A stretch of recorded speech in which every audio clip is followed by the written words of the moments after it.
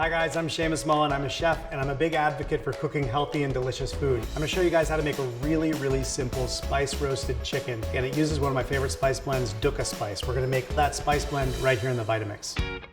So to make this, I've got some sesame seeds, some toasted coriander, this is dried mint, sumac, which is one of my favorite spices, and then I've got some fennel seed. And I'm just gonna add them all right into this little 8-ounce container. Might make a little bit of a mess, but that's what happens when you cook. And then I've got some hazelnut and some pistachio. Go ahead and put the lid on. Let's screw it up nice and tight. Go right on top of the Vitamix here. Obviously you can buy pre-made spice blends, but oftentimes there's preservatives or there could be hidden sugars. And that's about it. We're just gonna go for about 10 seconds, looking for a nice coarse grind. Perfect. Just add in some sea salt and some coarse ground pepper, and you've got this great spice blend. It's perfect for roasted chicken. So what I'm gonna do is I'm gonna take our spice blend and liberally sprinkle it right on top.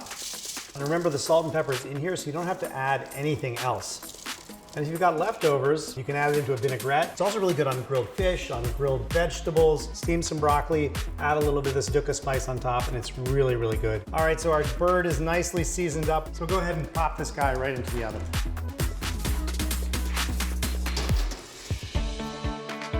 So look at that beautiful roast chicken. I like to let it rest for a few minutes before carving into it. And I'm gonna serve it with a really simple green salad. I've made a green goddess dressing. I used the 20-ounce container to make that. So I've used 2 different containers for this recipe. The 8-ounce container that I used to make the Dukkah spice blend and the 20-ounce container to make the emulsified dressing. If you go to Vitamix, you can see there's a bunch of other containers you can use as well as a ton of good recipe ideas.